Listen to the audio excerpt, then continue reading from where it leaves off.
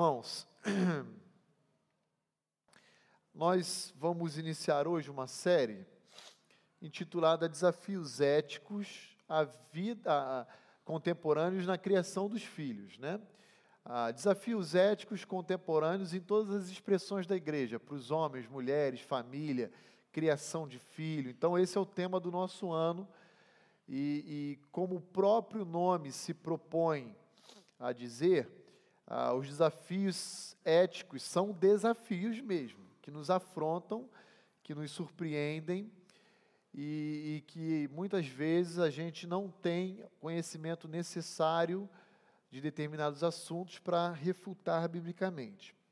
Hoje, iniciando esse tempo de criação de filhos, eu quero... Não está indo. Dá um clique aí, por favor, Danilo. Eu quero trabalhar com os irmãos sobre esse tão explorado, né, e propagado assunto desde alguns anos atrás aqui no nosso contexto brasileiro, chamado ideologia de gênero. Creio que todos aqui, ou pelo menos a maioria, em alguma medida já ouviram falar sobre ideologia de gênero. E quando nós pensamos em termos de criação de filhos, nós precisamos saber do que se trata esse assunto, porque as nossas crianças, elas estão inseridas em contextos escolares que estão sendo bombardeados com esse tipo de ideologia. E eu não me refiro apenas às escolas públicas, eu me refiro também às escolas particulares. Se você é pai, se você é mãe e pensa que por você pagar uma escola particular, o seu filho está blindado desse assunto, é um grande engano, porque o Ministério da Educação pressiona, inclusive, as escolas particulares, exercendo influência no que diz respeito a esse assunto também no conteúdo programático dessas escolas. No ano passado, mais ou menos, no primeiro semestre do ano passado, a minha filha estuda numa escola particular aqui da cidade. Eu e minha esposa tomamos conhecimento de um material didático que seria utilizado esse ano com ela, no primeiro ano da escola. Ela estava lá no ano anterior. E nós chamamos para uma conversa a professora à época, e depois, em outro momento, a própria diretora da escola, para conversarmos a respeito de um material didático que a escola iria utilizar esse ano, e que ainda não utilizou. Mas é um livrinho ilustrado, chamado O Grande Misterioso... alguma coisa da família. Depois eu posso pegar e mandar uma foto para os irmãos.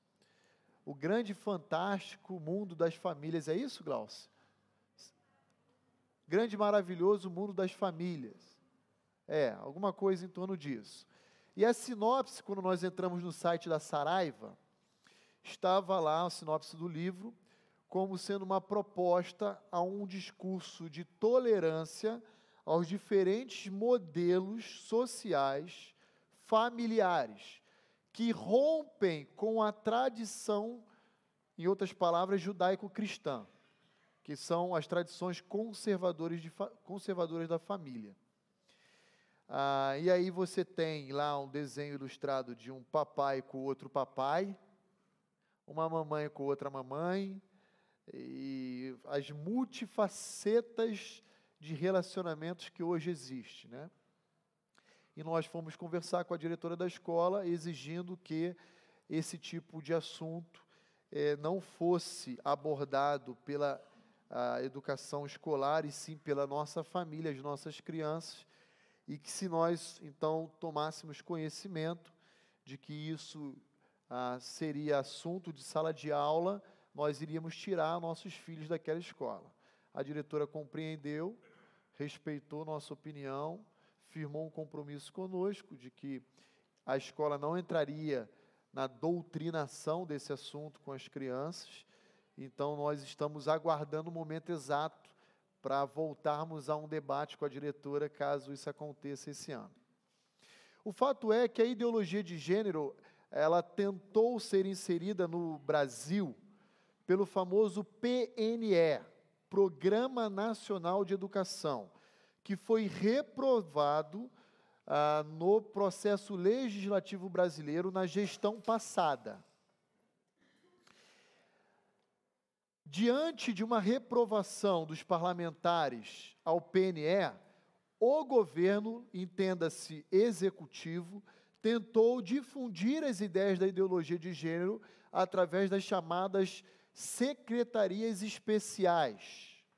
E talvez, se você aqui é um pedagogo, um docente, um profissional da área da educação pública especialmente, você sabe o que eu estou dizendo. Porque chegaram cartilhas, literaturas financiadas pelo governo para que pudesse ser propagado esse tipo de pensamento dentro do segmento da educação básica. Eu estou falando, por exemplo, numa escola privada, que é o caso da minha filha, que tem 6 anos de vida. E isso chegou já na educação infantil, 4, 5 anos já presente na literatura e nas ilustrações ali dos materiais. Vamos olhar um pouquinho do que se trata a ideologia de gênero. Como nós só temos 1 hora hoje para falarmos, se você tiver qualquer consideração a fazer, você pode levantar a sua mão, tá bom? Nós estamos aqui num diálogo aberto a uma reflexão conjunta. Veja, a ideologia de gênero é chamada a partir de meados da década de 80 como teoria queer. É uma outra expressão que você talvez não esteja tão familiarizado, mas a partir de agora, se você ouvir essa expressão, você já sabe do que se trata. Se refere à ideologia de gênero. Através desse americano chamado John Money, que viveu aí entre 1921 a 2006, esse indivíduo, na verdade, ele não é um americano, ele estudou nos Estados Unidos, em Harvard, ele é um neozelandês, e ele era um sexólogo. Esse camarada é o primeiro teórico a cunhar a expressão role gender, que é o papel do gênero, ou as funções que o gênero exerce. E por que ele cunha esse termo? Porque ele, como sexólogo, vai trabalhar no atendimento e a orientação a um indivíduo apenas que é hermafrodito. E o que é o hermafroditismo? É uma má formação dos órgãos genitais, que acabam possuindo dupla característica biológica, ou pelo menos anatômica, né? Melhor expressão seria anatômica do que biológica.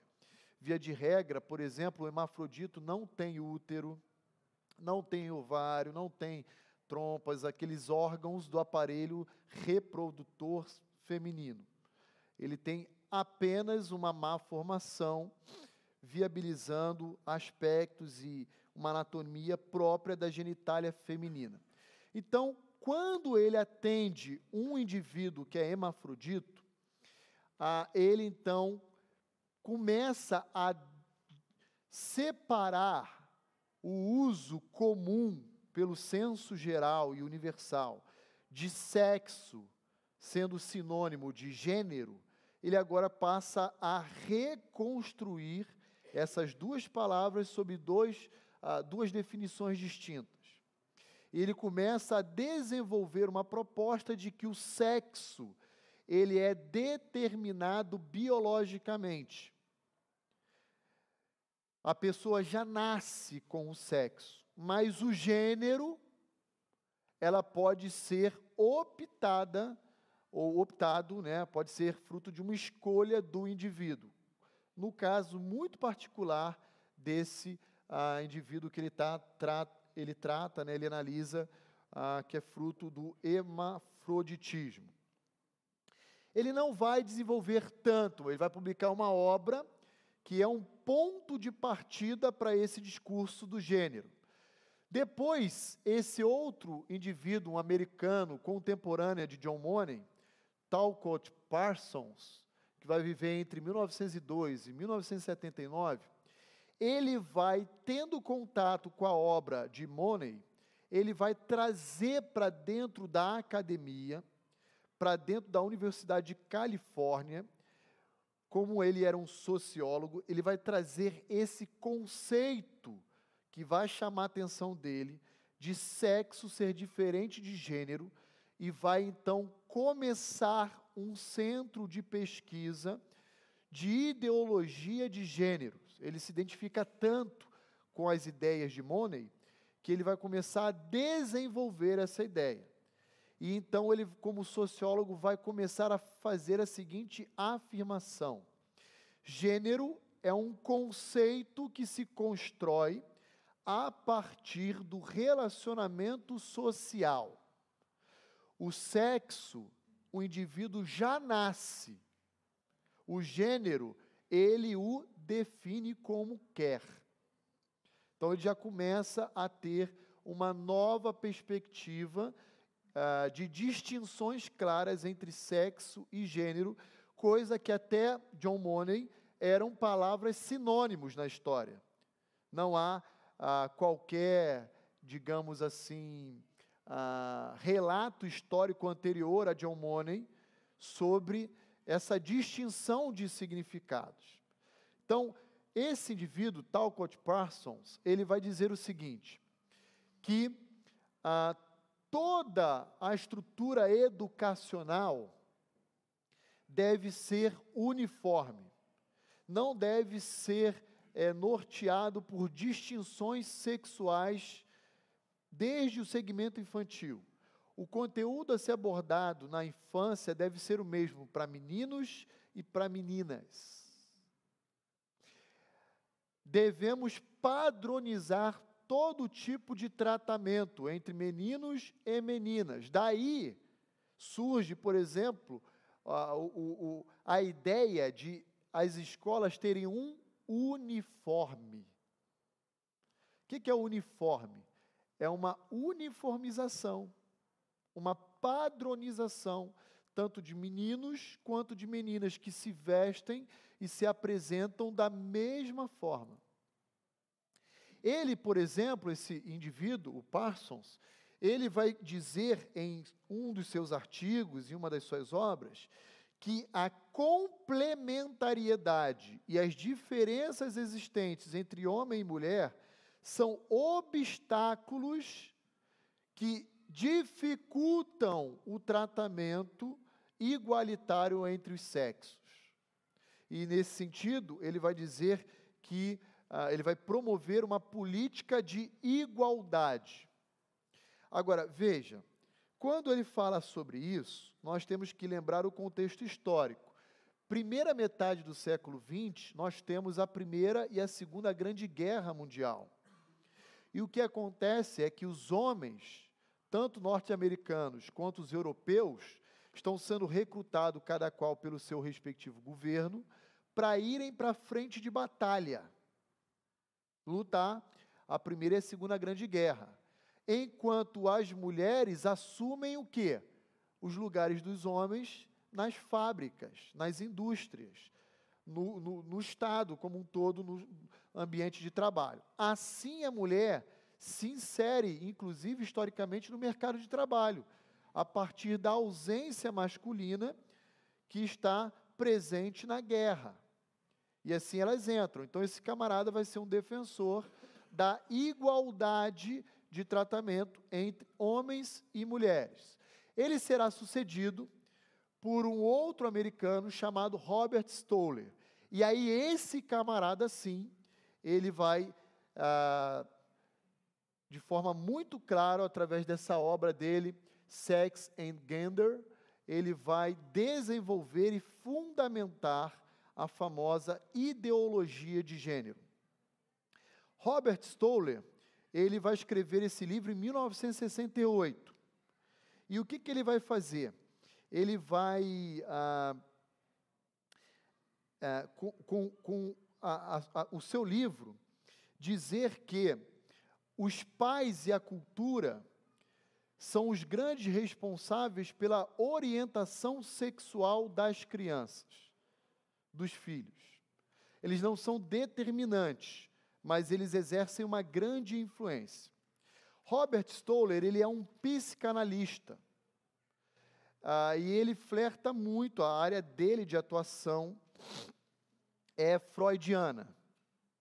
E Freud dizia mais ou menos o seguinte, eu não sou profissional da área, mas já li um pouquinho a respeito, especialmente desse assunto.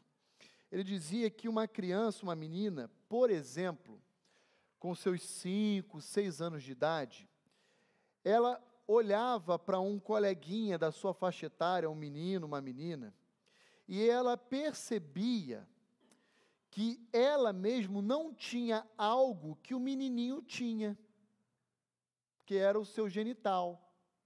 Isso é o Freud dizendo, tá bom? E aí ela cresce, segundo Freud, numa frustração por não ter aquilo que o outro possui. Ela cresce com um complexo, numa luta de se autoafirmar como gênero oposto ao dela, tentando se reivindicar, se autoafirmar, se consolidar, mesmo não tendo aquilo que o menino tem. Pode ser um primo, pode ser um amiguinho, enfim. Isso já é descoberto, digamos, na infância, na tenra infância, 4, 5, 6 anos de idade. Não lá na fase oral, que é, digamos, a primeira infância da criança. Então, sob a influência do pensamento freudiano, Robert Stoller vai dizer o quê? Que as mulheres precisam conquistar o seu espaço na sociedade, e o que define ela ser um indivíduo, um ser humano, não é a sua determinação biológica, mas o papel que ela exerce na sociedade. Qual a influência, quais são as contribuições, como ela vive nessa sociedade. E é nesse sentido que lá na Universidade da Califórnia também, Robert Stoller vai desenvolver todos os seus projetos. Quando a gente chega um pouquinho mais à frente, cadê o passador? Isso. Nós temos uma francesa chamada Simone de Beauvoir, que se fala, né? Eu não sou muito adepto da língua francesa, mas eu acho que é Simone de Beauvoir, assim que se pronuncia. Essa mulher, ela vai escrever uma obra que vai ter seu início em 1949. Eu sei que eu estou falando aqui muitas informações históricas, tá, queridos? Mas é apenas para situar vocês do desenvolvimento social que essas ideias tiveram ao longo das décadas aí passadas. Essa moça, Simone de Beauvoir, ela vai conviver com um filósofo ateu chamado Jean-Paul Sartre. E Jean-Paul Sartre, ele é um filósofo existencialista. O que isso significa, pastor Rony? O existencialismo diz que a sua identidade, ela é forjada a partir das suas experiências. E Jean-Paul Sartre vai dizer o seguinte, que o homem, ele primeiro existe para depois se definir. Simone de Beauvoir vai pegar as ideias de Sartre e vai implementar uma espécie de uma liberdade que a mulher deve possuir fora de toda a tradição judaico-cristã. Ela vai dizer, por exemplo, que a fé cristã, ela oprime a mulher. Porque a fé cristã estabelece papéis para a mulher que tolhem a mulher de ser a potencialidade do que ela deve ser. Então, a ideia de que a mulher deve ser uma auxiliadora idônea do seu marido, isso oprime a mulher. Isso torna a mulher menos humano do que ela deveria ser. Esse é o discurso de Simone de Beauvoir, tá bom? E aí, lá no início do segundo volume da sua obra, eu comprei essa semana para ler essa obra. É uma obra extremamente humanista, mas muito interessante da gente perceber os argumentos dela. No primeiro parágrafo do segundo volume dessa obra, olha o que essa moça, ela escreve. Alessandra, lê aqui para a gente, por favor. Primeiro parágrafo, está até marcado aí que eu destaquei para botar aqui no slide. Ninguém nasce mulher, torna-se mulher. Nenhum destino biológico, psíquico, econômico define a forma que a fêmea humana assume no seio da sociedade. É o conjunto da civilização que elabora esse produto intermediário entre o macho e o castrado, que qualificam de feminino. Obrigado. Deram para ouvir, deram para entender aí, deu para observar? Ninguém nasce mulher, a mulher se torna mulher. Por quê? Porque a determinação biológica não deve dirigir o comportamento do indivíduo na sua sociedade. Por quê? Na sociedade, você deve escolher qual orientação você vai assumir no seu papel social. Essa é a ideia de Simone de Beauvoir. Então, você nasce homem, mas você não necessariamente precisa ser homem, macho. Você pode ser fêmea. Se você optar no seu relacionamento social por desenvolver um papel feminino. É esse o entendimento. E ela vai, então, romper com toda a tradição judaico-cristã, dizendo: a fé cristã é um desserviço à sociedade. Por que é um desserviço? Porque a fé cristã oprime, a fé cristã tolhe a mulher de ser a potencialidade do que ela poderia ser socialmente. Esse é o entendimento de Simone de Beauvoir. Ninguém nasce mulher, a pessoa se torna mulher. E se isso for uma verdade, queridos, nós vamos ter todo tipo de aberração que você possa imaginar no mundo. Porque se é certo pensar que eu posso escolher ser o que eu quero ser, o gênero, as opções humanas não se restringirão a gênero. Então, por exemplo, eu pesquisei na internet essa semana para preparar essa aula e eu tomei conhecimento de uma ação judicial que aconteceu na Holanda na década passada, de um indivíduo que tinha 60 e tantos anos de idade, mas ingressou judicialmente, pedindo em juízo o reconhecimento de que ele só tinha 30 anos de idade. Por que isso? Porque ele entende que a idade biológica dele não corresponde à idade mental que ele possui. E o que deve prevalecer? É o construto social, na teoria desses teóricos aqui, né? Nos discursos desses teóricos. Vocês estão rindo com a questão da idade? Isso é o menos pior. Existem ações no Canadá, não sei se é Ednei e Elane, que já viveram lá, já tomaram conhecimento disso, mas ações querendo reivindicar a zoofilia. O que é zoofilia? É o reconhecimento judicial de um matrimônio, de um casamento entre um indivíduo, um ser humano e um animal. Por quê? Porque ele se sente gato, ele se sente boi, ele se sente cavalo.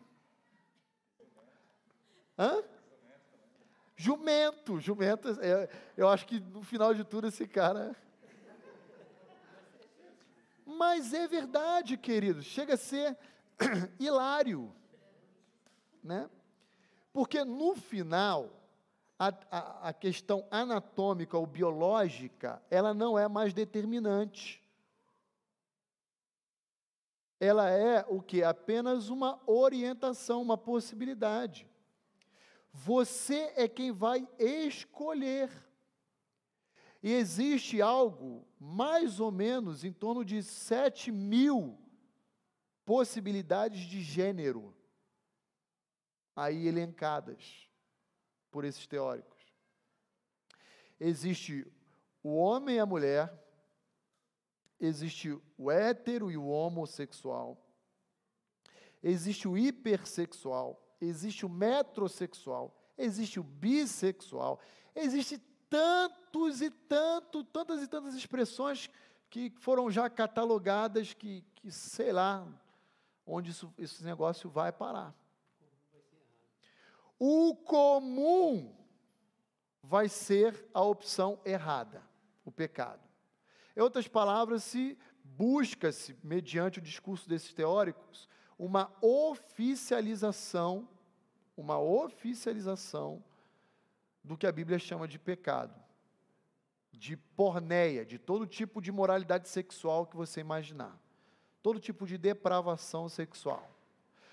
Sabe o que o mundo inteiro está tentando lutar para ser? Sodoma e Gomorra. É isso que o mundo está querendo ser. Queremos ser a nação de Sodoma e Gomorra pós-moderna. E olha que nessas classificações nem tem relação sexual de homem com anjos. Sodoma foi precursora nisso, né? Por enquanto ainda, né? Vai que, né? Sei. Então, a ideia e o discurso desses teóricos da famosa teoria queer ou a ideologia de gênero é relativizar, reconstruir definições, desconstruir aquilo que já foi estabelecido e que chegou até nós, ou pela tradição familiar, ou por um senso comum social, e reconstruir novas definições a partir da liberdade e autonomia do homem, conforme lhe aprouver. De forma que sexo tem a ver com determinação biológica, anatomia, fisionomia do indivíduo. E gênero tem a ver com um construto social, ou seja, uma definição que é forjada a partir dos seus relacionamentos sociais. Pode ser dentro da própria família, mas pode ser na escola, pode ser no mercado, pode ser aí fora como um todo. Essa é a ideia. Irmão Edson.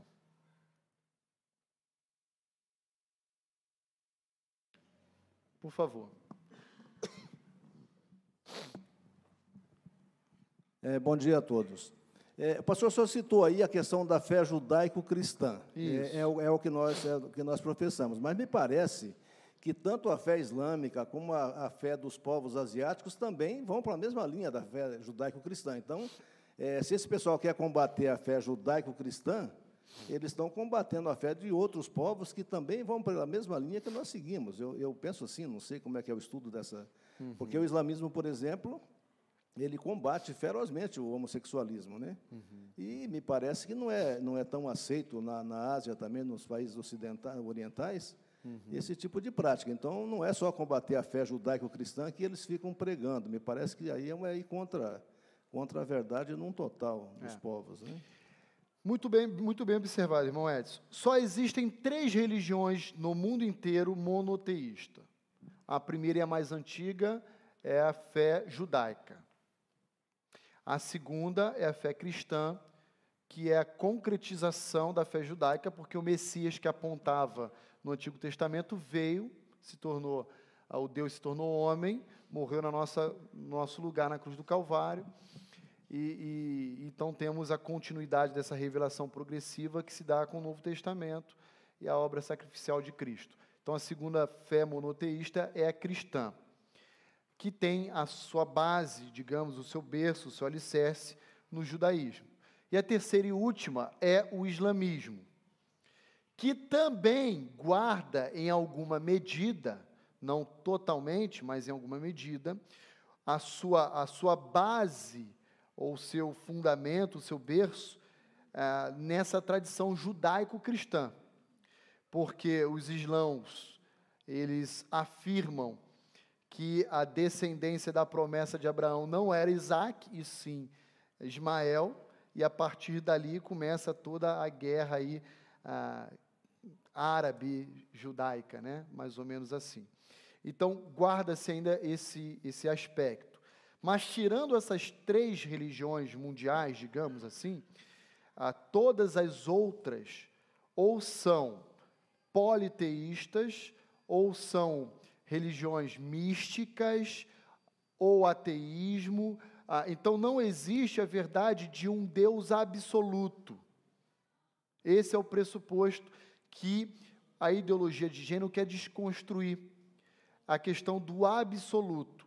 Quando a gente olha uma afirmação como a Simone de Beauvoir fala, não se nasce mulher, torna-se mulher, você percebe claramente que não existe um absoluto, um referencial ético fora do homem. Ele é interno ao homem, aí isso é relativizado.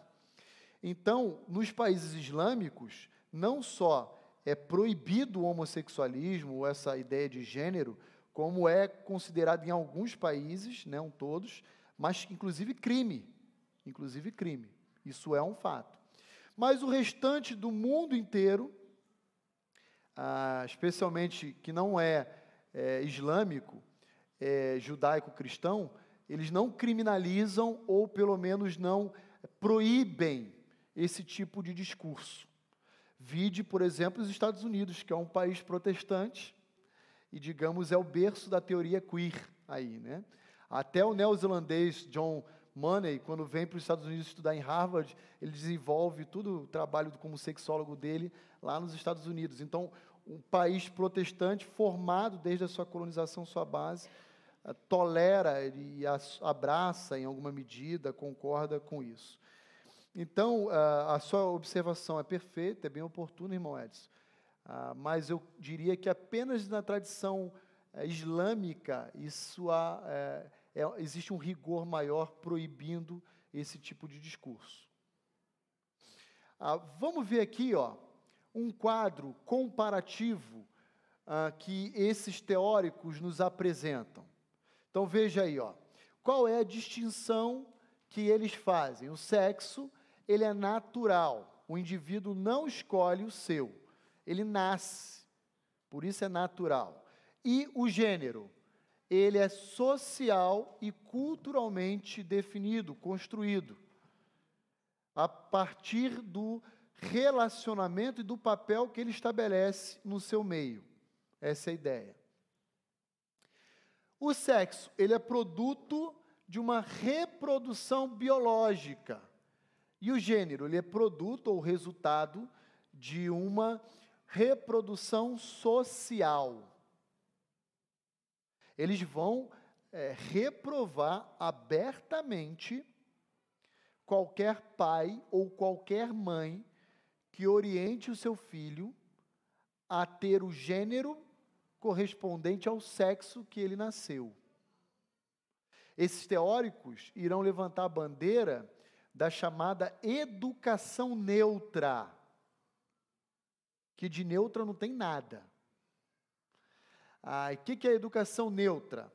Seria a ideia teórica apenas de que uma criança, independente do sexo que ela possui, ela possa, digamos, transitar em diferentes gêneros, para que a partir da sua idade jovem adulta, ela opte por aquilo que ela se identifica. Essa é a ideia. Então, é proibido numa escola, no modelo teórico desses personagens, você dar um boneco ou um carrinho para um menino e uma boneca para uma menina. Você tem que embaralhar, misturar tudo e dizer, vai lá brincar, independente do tipo de brinquedo. Esse discurso que a ministra Damares fez no início do ano, né? Assim que o Bolsonaro assumiu e ganhou a tela aí na mídia, de que meninos vestem azul e meninas vestem rosa, isso é abominável, do ponto de vista desses teóricos da teoria queer. Por quê? Porque o que eles propõem é um modelo de educação neutra, que, na verdade, não existe neutralidade nenhuma. É extremamente tendenciosa, essa é que é a verdade. O sexo, ele tem origem genética, física, biológica, anatômica, fisiológica, cromossômica, hormonal, e o gênero é convencional, ele é social, ele é cultural, ele é político. Então, segundo o discurso dos adeptos da teoria queer, presta atenção no que eu vou dizer agora para você. Eles afirmam o seguinte, que você pode optar por um determinado gênero. E dali a 5, 10 anos depois, se identificar com outro gênero e mudar. E, segundo eles, não estamos falando de sexo, apenas de orientação sexual convencional social. É esse o discurso que eles fazem. E, nesse sentido, olha quantas bizarrices existem. Um indivíduo que nasce homem e diz, eu sou, ou pelo menos me sinto uma mulher, presa no corpo de um homem. E aí ela começa, ou ele, né? Sei lá como que se fala nesse momento, ele que se acha ela, começa a ter relações com outro homem. Dali a 5, 10 anos, aquele ele que se acha ela, se torna lésbica. Em outras palavras, o que a lésbica é? É alguém que gosta de mulher. Só que ele é um homem, fisicamente falando. Mas ele se sente uma mulher. E se atrai por uma mulher. Então você passa no mercado, na praça, você vê um homem e uma mulher de mão dada e você acha que é um casal hétero, mas não é. Olha que loucura esse negócio. Está entendendo o que eu estou dizendo? Tem uma série no Netflix que retrata exatamente casos como esse. Eu estou querendo lembrar qual que é o nome dela agora. Eu vi uma propaganda, eu nunca assisti. Mas exatamente que mostra esses tipos de transtornos, de alguém que se sente uma coisa e se atrai por outra, e de repente pela mesma, e vai mudando de gênero ao longo da sua existência. Por isso que é extremamente perigoso o que esses teóricos da ideologia de gênero pregam. Porque sem absolutos, nós entramos num caos moral.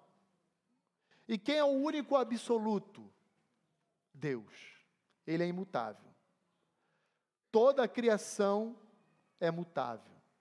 Esse atributo é exclusivo de Deus, imutabilidade. Por isso ele é absoluto. Se você tira Deus de cena, tudo agora é possível, vira uma terra de ninguém.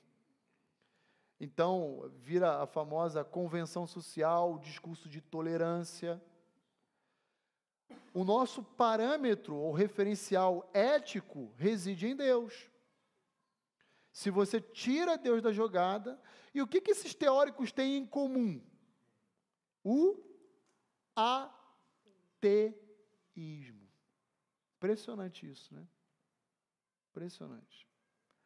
É uma luta sem fim por querer sair debaixo da autoridade ou do governo desse Deus criador dos céus e da terra, negando a sua existência, discorrendo e se opondo a todo tipo de proposta que Deus nos oferece. Cadê o microfone? Está por aí?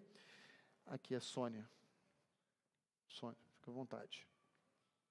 Então, né, eu peguei um livrinho lá que veio do MEC, que falava isso, né, que o menino pode ser o que ele quiser, né, que ele não precisa ser o que a mamãe sonha, o que o papai sonha, e que existe Deus, Deus pode ser de várias formas, né, que já está aí tirando tudo mesmo, né.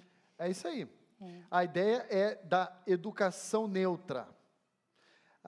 E esses teóricos ainda vão fomentar o quê? Que você experimente o máximo das opções de gêneros existentes aí no cardápio, para que você possa tomar uma postura, uma definição, uma decisão consciente do que você quer ser. É essa a ideia dos teóricos da educação neutra. Então você pode, você nasceu com sexo masculino, mas você não necessariamente precisa ser um menino. Você deve degustar do homossexualismo, do bissexualismo, de não sei o quê, do metrosexualismo, de uma série de opções, e aí quando você chegar à sua idade jovem adulta, você, teoricamente, se define, pelo menos liminarmente, porque tudo pode mudar de novo. Cabe tudo, cabe tudo.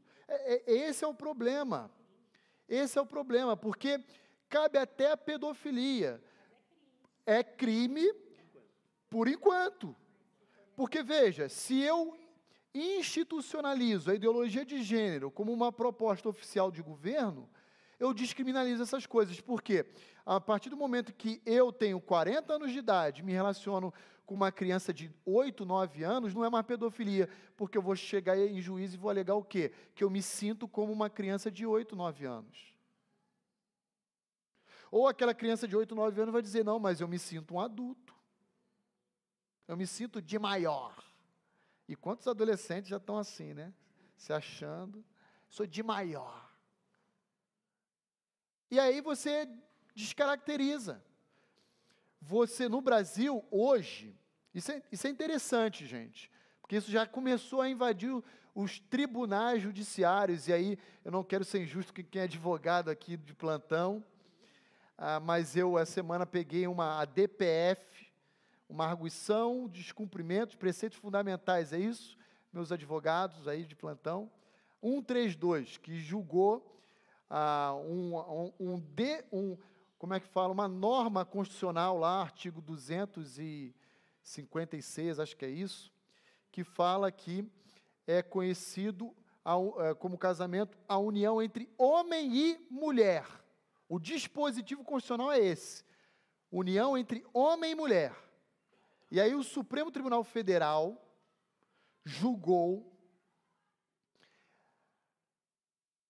unanimemente, eu tenho um arquivo aqui no computador, quem quiser depois eu dou, julgou unanimemente, e os votos dos juízes, dos nossos magistrados, foram todos na corrente da ideologia do gênero, de que quando o constituinte originário escreveu homem e mulher, o que ele tinha em mente era a parceria, o companheirismo. Aí ele começa a redefinir a expressão homem e ideologia de gênero.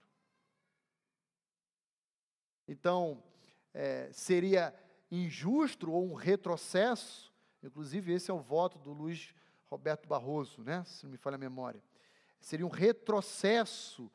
E o papel iluminista do Tribunal de Progresso Social deveria reconhecer o direito minoritário desses grupos ativistas e tudo mais. Então, eles pegam o que está expressamente na norma da nossa Constituição e agora eles colocam dentro daquele pacote qualquer tipo de conceito que extrapola o sentido da própria palavra. É uma questão até hermenêutica, eu diria. Então, é isso. A gente tem que lutar com isso, né? Sexo, imutável, estável, fixo, universal. Gênero, mutável, instável, fluido, efêmero, variável, segundo as épocas e as culturas. Sexo, objetivo, gênero, subjetivo. Sexo é interno ao indivíduo, gênero é externo ao indivíduo. Sexo é uma abordagem setorial, enquanto gênero é holística, ou seja, total, por inteira. Então, temos aqui um quadro comparativo das ideias desses personagens, tá bom? Quem quiser, eu posso até depois emprestar para querer folhear. Vocês vão ver nessa obra chamada Segundo Sexo, de Simone de Beauvoir, ela combatendo, inclusive, textos bíblicos pautados, especialmente no Antigo Testamento, como a lei do levirato, como também o modelo patriarcal de uma sociedade. Ela começa a estudar muito o Antigo Testamento para criticar essa visão judaico-cristã que chega até nós, tá bom? Quero concluir esse primeiro bloco aqui do nosso tempo juntos, olhando para uma resposta bíblica à ideologia de gênero. O que nós podemos observar e refutar biblicamente o que esses camaradas estão afirmando? Veja, até esse momento, eu tentei de forma superficial e panorâmica abordar social e historicamente falando as ideias ditas por ideologia de gênero, ou teoria queer. E o que a Bíblia fala das afirmações que esses teóricos fazem? Em primeiro lugar, a Bíblia diz, Gênesis 1, 27, que sexo e gênero são expressões sinônimas, idênticas, que se referem à mesma coisa. Tanto que, dependendo da versão que você tem em mãos das Escrituras, ora o tradutor utilizará a expressão homem e mulher, ora macho e fêmea, porque é uma expressão única, que abriga e comporta essa ideia de sexo e gênero como sendo sinônimas. Então veja aí, alguém abra lá em Gênesis 1, 27. Quem pode ler para nós aí? Renata. Deus criou o homem à sua imagem, a imagem de Deus o criou. Homem e mulher os criou. Homem e mulher os criou. Veja, essa expressão homem e mulher são duas expressões que no hebraico se referem a macho e fêmea. A corrigida fiel, normalmente ela, como posso dizer, ela não contextualiza, ela traduz literalmente. Essa da irmã é corrigida fiel. Tá macho e fêmea. Para Deus não existe distinção entre sexo e gênero. Eles são determinados por Deus. Por Deus. Se não me engano, o cromossomo feminino é XX, né? E o masculino XY. Não existe nenhuma variedade além dessas duas. Porque há pouco tempo atrás se dizia, né, que o homossexualismo, por exemplo, era uma doença. E aí começou o discurso da cura gay, né? E aí vieram alguns indivíduos ditos evangélicos e que acumulam a função parlamentar e prestam desserviço ao reino, só polarizando as opiniões cada vez mais aí da sociedade brasileira e confundindo mais do que esclarecendo. E aqui eu me refiro, por exemplo, a Marcos Feliciano, entre outros aí, né? Mas veja, a Bíblia considera sexo e gênero de expressões sinônimas e não são variadas ou inúmeras as possibilidades, são apenas duas. Assim como você não escolhe qual família nascer, quem vai ser seu pai ou sua mãe, você não escolhe qual vai ser o seu sexo. Isso é dado por Deus e ponto. Mas eu não admito que Deus me diga o que eu devo ser. Você é rebelde. Pela palavra de Deus, você é um rebelde. Não existe essa outra possibilidade. Irmão Sebastião.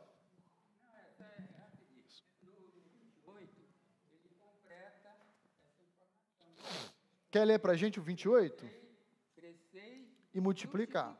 Sim. Para ver frutificação, tem que haver dois sexos. Mas, não se enganem.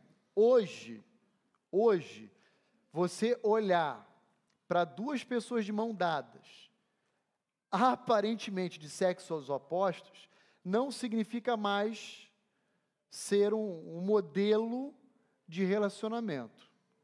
Porque aquele que aparentemente é homem pode se achar uma mulher, e aquela que fisicamente, anatomicamente é uma mulher, pode se sentir um homem. E eu já vi fotografias assim, que chegou aí no WhatsApp. A mulher toda masculina e o cara todo feminino. E você vai olhar e vai falar, isso é uma aberração. Então, hoje, a coisa está muito louca, irmãos. Hoje o negócio... a gente revela a irracionalidade do homem sem Cristo. E a gente poderia usar muitos outros textos aqui, mas hoje é apenas o primeiro encontro que a gente vai trabalhar sobre esse assunto, mas próprio texto de Romanos capítulo 1. Vocês não querem me temer, não querem obedecer o que eu tenho para vocês, eu como Criador não querem me respeitar? Então, uma das punições que Deus lança sobre a humanidade é entregar a humanidade a si próprio. Olha que interessante. Vocês não me querem? Então vou entregar vocês a si mesmos. Romanos capítulo 1. Mas a gente não vai ler esse texto hoje, a gente vai ler depois em outros momentos. Segunda consideração aqui, resposta bíblica à ideologia de gênero. Esse pressuposto de relativização de conceitos, de que sexo é diferente de gênero, que gênero é um construto social, é definido no meio em que você vive, já previamente determinada pelas Escrituras, são evidências de uma cosmovisão ateia, sem quaisquer referências de absolutos. E aí, nesse sentido, eu gostaria de pedir que alguém leia para nós Romanos capítulo 2, verso 2. Cadê o microfone? 12, verso 2, isso. Por favor, quem pode ler para nós? Aqui, Alessandro. Não imitem o comportamento e os costumes desse mundo, mas deixem que Deus os transforme por meio de uma mudança em seu modo de pensar, a fim de que experimentem a boa, agradável e perfeita vontade de Deus para vocês. Como é que a igreja de Cristo deve se portar diante do mundo? Não se conformando. Se você vier com esse papo que aí fora está rolando, de que não tem nada demais, né? Tudo bem, é o famoso discurso da tolerância. Veja, eu não estou incitando ao ódio, a brigas, a contendas, não é isso que eu estou dizendo, tá? A gente tem que respeitar o outro, porque ainda que a imagem do outro esteja desfigurada pelo pecado, ele continua sendo imagem de Deus. E ele possui uma dignidade que Deus colocou sobre esse indivíduo, independentemente de nós, né? Mas nós não podemos admitir que o comportamento e as decisões tomadas por esse grupo sejam legitimadas ou respeitadas dentro da fé cristã. Isso não pode acontecer. Por que eu estou dizendo isso? Porque hoje já existem igrejas que defendem e sustentam o homossexualismo, por exemplo. Isso é totalmente antibíblico. Se nós estivermos aqui, entrar um casal de homossexual, nós vamos respeitar, vamos amar, vamos pregar o evangelho a essa pessoa, esse casal. Casal não, uma dupla, né? Casal fica difícil falar. A gente vai lidar de forma respeitosa com essas pessoas. Vamos amar no sentido de oferecer as boas novas de Cristo. Nós não vamos apontar dedo na cara, tratar com indiferença, desrespeitar isso nunca. Mas a partir do momento que essa pessoa diz, eu preciso de Cristo na minha vida, e eu gostaria que Ele fosse o meu Salvador, essa pessoa entregasse sua vida a Cristo, a partir desse momento, essa pessoa precisa experimentar uma transformação de vida. E parar de entender que a sua conduta é uma conduta normal, ou pelo menos aceitável aos olhos de Deus, porque não é. É reprovável aos olhos de Deus.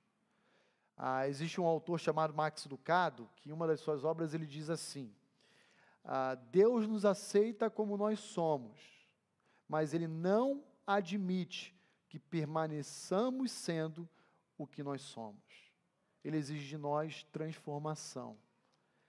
Então, eu quero ser claro em dizer para os irmãos o seguinte: nós não vamos nunca desrespeitar, atacar, agredir qualquer outra pessoa do gênero que ela queira ser.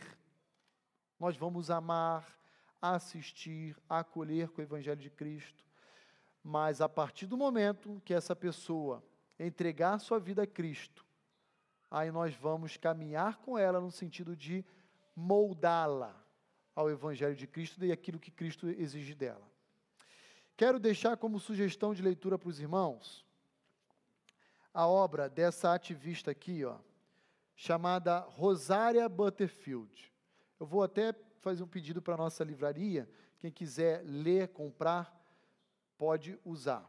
Essa moça era uma dessas ativistas, ela viveu alguns anos como lésbica com uma parceira, e ela era uma adepta da teoria queer, da ideologia de gênero.